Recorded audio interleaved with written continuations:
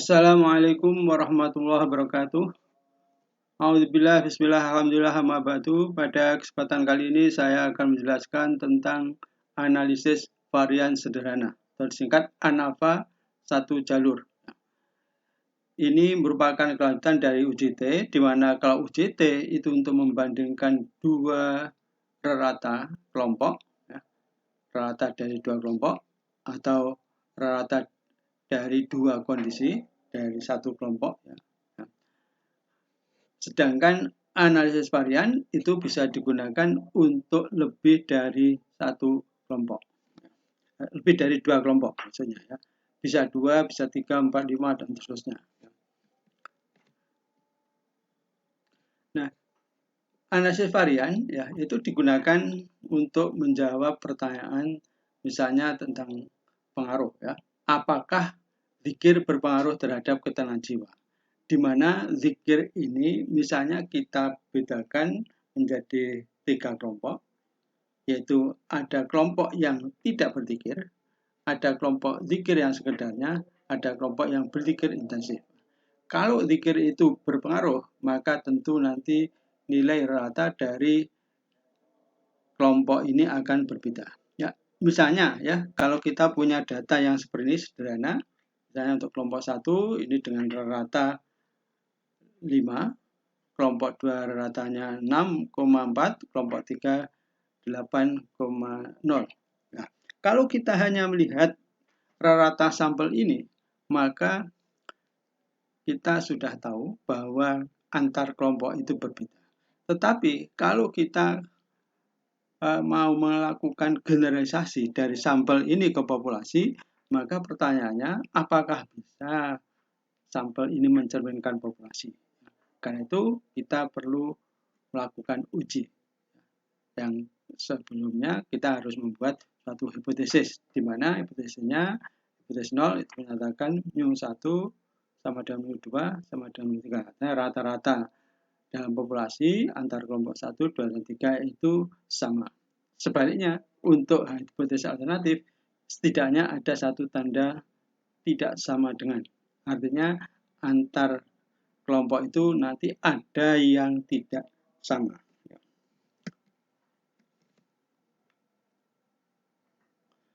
Nah, contoh yang lain adalah adakah perbedaan kemampuan bahasa Arab mahasiswa berdasarkan latar belakang pendidikan? Misalnya ada mahasiswa yang berasal sekolah menengahnya dari sekolah, ya, pendidikannya dari sekolah, hanya sekolah umum yang tidak ada bahasa Arab. Kemudian ada madrasah yang bahasa Arabnya ada, tetapi hanya sedikit jatahnya. Dari pesantren itu bahasa Arabnya banyak. Nah, dari ketiga kelompok ini, misalnya kita memperoleh rata yang sekolah 70, yang madrasah 82, yang pesantren 85. Nah, pertanyaan apakah ini berbeda ya, kalau untuk perkiraan populasi. Nah, ini nanti kita perlu menghitung dengan analisis varian ya, supaya perbedaan itu signifikan tidak, mencerminkan populasi apa tidak. Nah, analisis varian pada dasarnya alat atau teknik untuk membandingkan rata antar kelompok. Ya, ini menentukan apakah perbedaan itu dalam satu amatan dari 3 kelompok itu memang berbeda satu sama lain. Nah, di dalam hal ini variabel X independen atau juga disebut faktor itu harus kategori. Kategori itu artinya terdiri dari kelompok ya, hitam putih, bukan kontinu.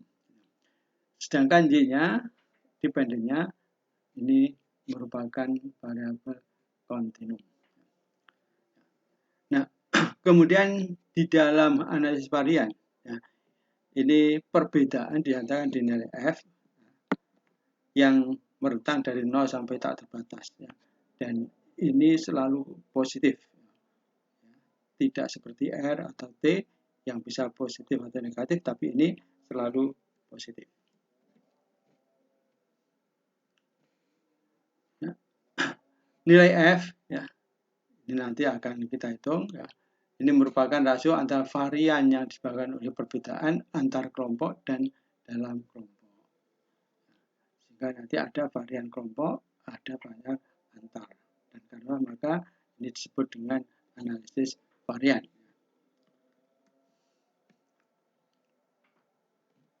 Nah, adapun langkah-langkah bagaimana kita menggunakan analisis varian itu seperti juga teknik analisis statistik inferensial yang lain, ya, diawali dengan perumusan hipotesis nol dan alternatif.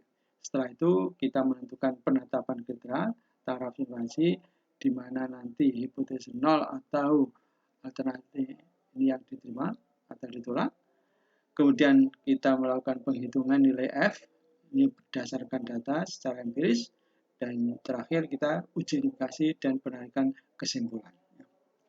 Dan selanjutnya saya akan menjelaskan masing-masing langkah ini. Nah, langkah pertama perumusan hipotesis, ya. Ini hipotesis nol menyatakan bahwa perbedaan rata antar kelompok sama dengan nol. Ya, ini dilambangkan dengan mu 1 sama dengan mu 2, mu n dan seterusnya. Artinya tidak ada perbedaan antar kelompok.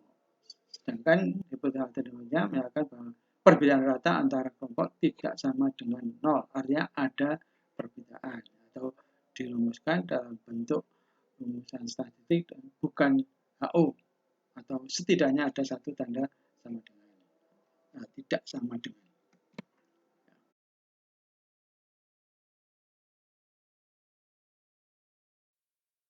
Langkah selanjutnya yaitu menetapkan kriteria signifikansi. Penetapan ini didasarkan pada taraf signifikansi yang kita tetapkan, bisa 1%, 2%, 5%, dan seterusnya. Nah, biasanya di dalam ilmu sosial digunakan yang 5%. Sehingga sama alfa sama dengan 0,05. Kemudian derajat kebebasan 1 atau derajat kebebasan antar, ini diperoleh dari kelompok dikurangi 1. Ya. Jadi kalau kelompoknya ada 3, dikurangi 1, maka sama dengan 2. Kemudian derajat kebebasan 2 atau dalam, atau juga disebut residu, ini ada jumlah sampel dikurangi jumlah kelompok. Sehingga kalau sampelnya misalnya 15 dikurangi 3, ini sama dengan 12.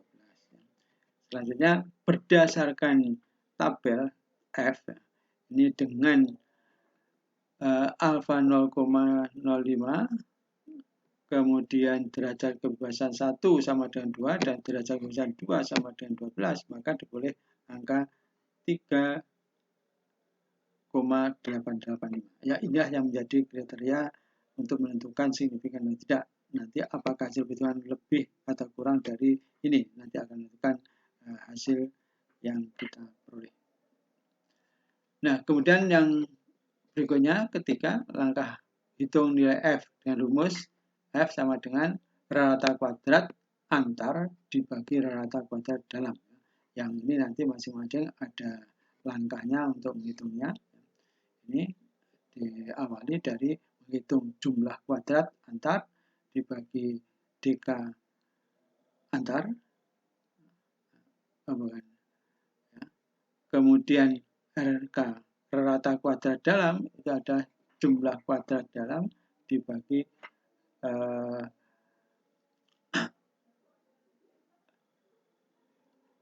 derajat kebebasan dalam. Nah, K itu adalah jumlah kelompok, N adalah banyaknya sampel.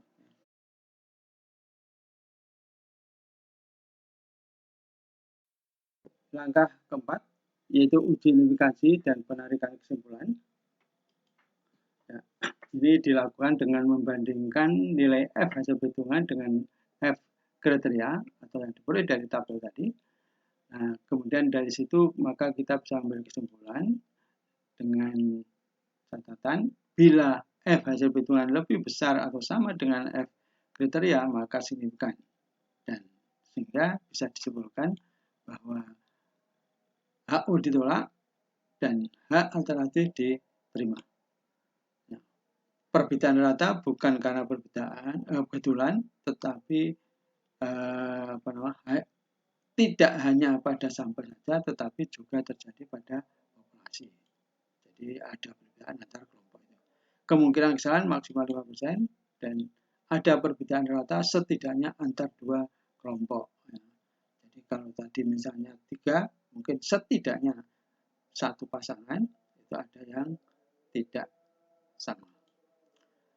Nah, sebaliknya bila F lebih kecil dari F kriteria, maka dinyatakan tidak signifikan sehingga HO diterima dan H1 ditolak. Kemudian perbedaan rata karena kebetulan, ya. Jadi hanya terjadi pada sampel tetapi tidak pada populasi. Kemudian kesalahan lebih dari 5% dan tidak ada perbedaan rata antar rata kelompok, sehingga dapat dikatakan ya sama meskipun mungkin pada sampel berbeda. Nah, ini adalah cara penghitungan secara garis besarnya bisa dirangkum dalam tabel ini, dan ini nanti biasanya juga dilaporkan di dalam laporan. Nah, sebagai contoh aplikasi dari analisis varian atau ANAVA ini, misalnya satu penelitian dengan judul pengaruh berpikir terhadap ketenangan jiwa. Jadi ini menyelidiki apakah ketenangan jiwa itu dipengaruhi pikir atau tidak. Sehingga rumusan masalahnya, misalnya, adakah perbedaan tingkat ketenangan jiwa antar kelompok dengan intensitas berpikir yang berbeda? Kalau intensitasnya berbeda, apakah ketenangannya berbeda? Kalau berpengaruh, tentu nanti ada yang beda, ya, tingkat ketenangan antar kelompok. Nah, dalam hal ini, misalnya kelompok berpikir itu dikategorikan menjadi 3, yaitu kelompok yang tidak berpikir, kelompok yang berpikir sekedarnya, dan kelompok yang berpikir intensif. Jadi ada tingkatan tidak berpikir, pikir sekedarnya, dan pikir intensif. Pikir sekedarnya itu misalnya yang pikir setelah sholat, ya, itu hanya beberapa menit. Kemudian kalau pikir intensif itu sampai berjam-jam, sehingga ini akan memerlukan waktu yang berbeda, lebih intensif daripada yang hanya sekedarnya. Nah, contoh sebagai data misalnya ini ketenangan jiwa, ini berdasarkan kelompok berpikir, ya. Ini kelompok yang tidak berpikir, ini dengan nilai seperti ini, ya. Kemudian jumlah N-nya 5, kelompok yang pikir sekedarnya, ini juga jumlah N juga 5, dan kelompok yang berpikir intensif N-nya 5. Jadi, tetapi ini sebenarnya tidak harus sama jumlahnya. Dan secara keseluruhan ini ada 15 sampel. Nah, langkah pertama dari data itu, kalau kita mau menganalisis dengan menggunakan analisis varian, maka kita pertama kali harus merumuskan hipotesis. Nah, di sini hipotesis 0, minus 1, minus 2, minus 3, ini sama ya. Tidak ada perbedaan tingkat ketenangan jiwa antar kelompok berpikir, dan sebagai alternatifnya ini bukan HO, atau setidaknya ada satu tanda tidak sama dengan. Nah, atau kalau di pernyataan ada perbedaan tingkat ketenangan jiwa antar kelompok berpikir. Selanjutnya, untuk menentukan apakah hipotesis tadi diterima atau ditolak, maka kita perlu menentukan kriteria penerimaan. Ya, seperti tadi, ini dia harus lihat alfanya berapa, kita tentukan, kemudian derajat kebebasannya. Ya, ini karena tadi ada 3 kelompok, maka derajat kebebasan antarnya atau derajat kebebasan 1 itu sama dengan 2. Derajat kebebasan 2 atau dalam ini 15 dikurangi 3, jadi jumlah sampel dikurangi kelompok, sehingga ada 12. Dari tabel kita peroleh besaran kriteria penerimaan HO atau HA, ini ada 3,885. Ini yang kita peroleh dari tabel. Nah, ini tabelnya seperti ini, ya. Jadi karena tadi DK1-nya 2, ya. Ini adalah DK antar, ini kemudian DK2 atau DK dalam, ini ada 12, ya, sehingga diperoleh nilai ini. Selanjutnya kita menghitung nilai F, ya. Ini kita melalui langkah persiapan, kemudian nanti hitung rata kuadrat. Rata ini sesuai dengan rumus yang digunakan. Nah, pertama, ini sebagai persiapan, kita melakukan penghitungan nilai rata, baik untuk kelompok 1, kelompok 2, maupun kelompok 3, dan seluruhnya, atau total. Jadi harus kita hitung. Dengan peran misalnya seperti ini, kelompok 1 ratanya 5, kelompok 2 ratanya 6,4, kelompok 3 8, dan secara keseluruhan ratanya adalah 6,5. Nah, ini gambaran grafik rata, ya ini dari satu ke yang lain ya ada peningkatan. Kemudian yang kedua, kita menghitung varian total. Ini dengan langkah seperti ini yang bisa kita contohkan di sini. Jadi pertama, ini data dari seluruh sampel, 15 orang itu, baik dari kelompok 1, 2, maupun 3. Kemudian ini rata totalnya, ini rata total, ini ada 6,5, maka masing-masing ini dikurangi rata total, ini akan menjadi deviasi, kemudian dikuadratkan.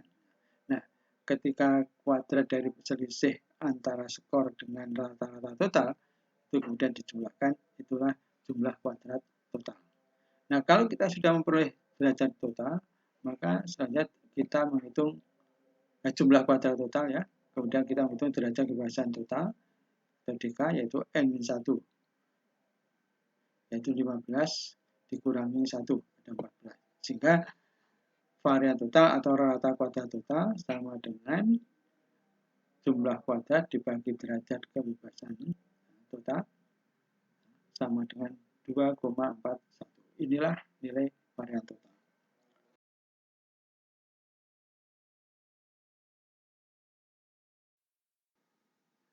Selanjutnya, kita akan menghitung varian antar kelompok atau RKA. Yang ini pada dasarnya sebenarnya merupakan rata dari perbedaan antara rata kelompok dari kelompok total. Rata total. Nah, ini merupakan skor dari rata-rata ya, kelompok 1, kelompok 2, kelompok 3. Ini ratanya berbeda. Kemudian ini adalah rata total dari rata kelompok dikurangi rata total, ya ini perbedaannya. Kemudian perbedaan ini dikuadratkan dan kemudian dijumlahkan. Inilah jumlah kuadrat antar kelompok atau JKA. Ini yang diperoleh, yaitu nilainya 22,53. Selanjutnya, untuk menghitung varian antar ini, kita menghitung juga derajat kebebasan antar kelompok, yaitu kelompok dikurangi 1. Jadi 3 dikurangi 1 sama dengan 2. Sehingga dari sini maka kita bisa menghitung varian antar atau rata kuadrat antar, yaitu 22,53 dibagi 2 sama dengan 11,26. Ya, ini kita sudah memperoleh varian antar kelompok.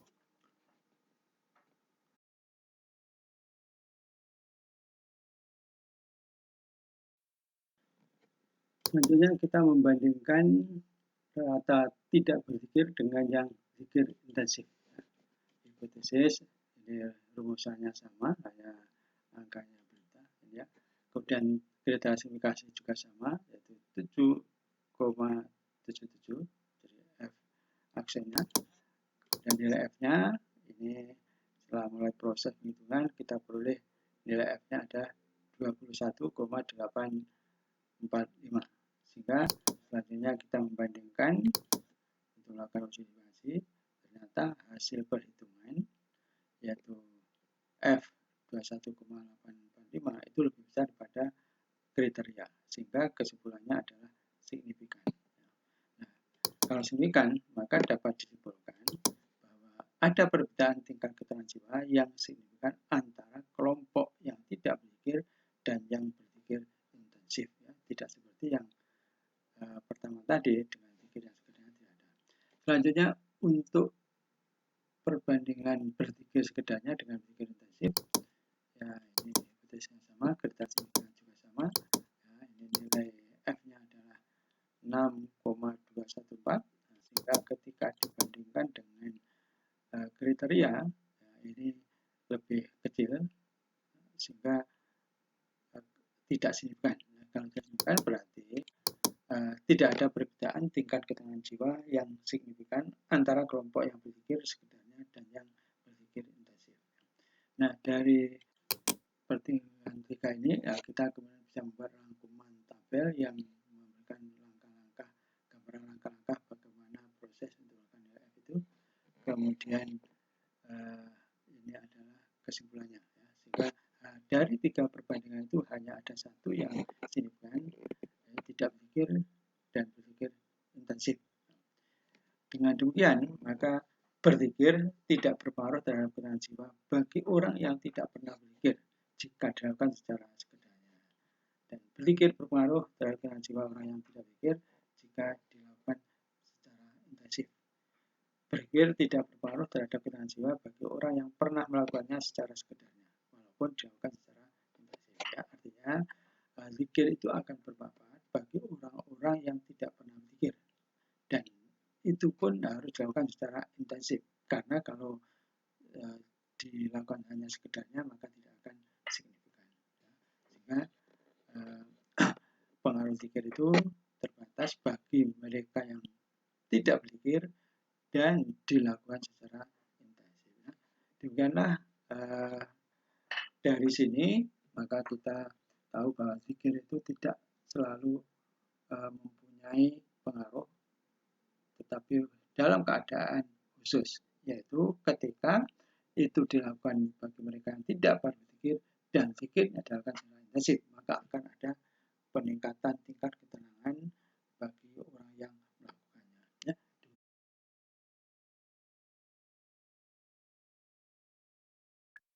Ini contoh penggunaan analisis varian sederhana di dalam penelitian. Asarut strategi ta'lim at-ta'awuni bistikdamil hasib ala tahsilil mubashir wal mu'ajil litulabi muqarrar tekniyat ta'lim muqarranah ma'atori kontributif atau kuatabiliah. Jadi ini membandingkan pengaruh dari teknik pembelajaran, yaitu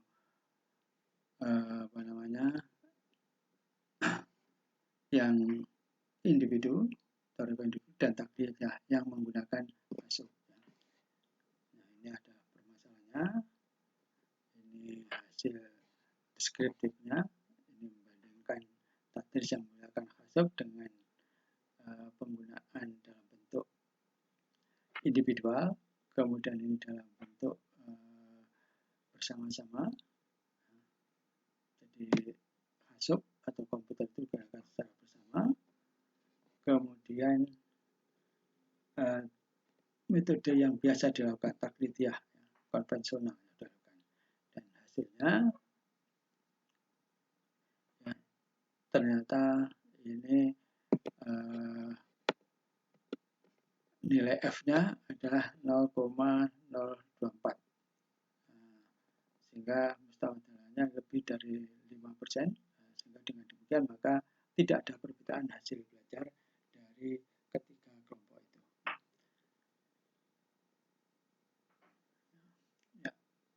Jadi ini kesimpulannya. Demikianlah penggunaan analisis varian sederhana untuk penghitungan di dalam penggunaan keseharian ilmu sosial. Mudah-mudahan ada manfaatnya. Assalamualaikum warahmatullahi wabarakatuh.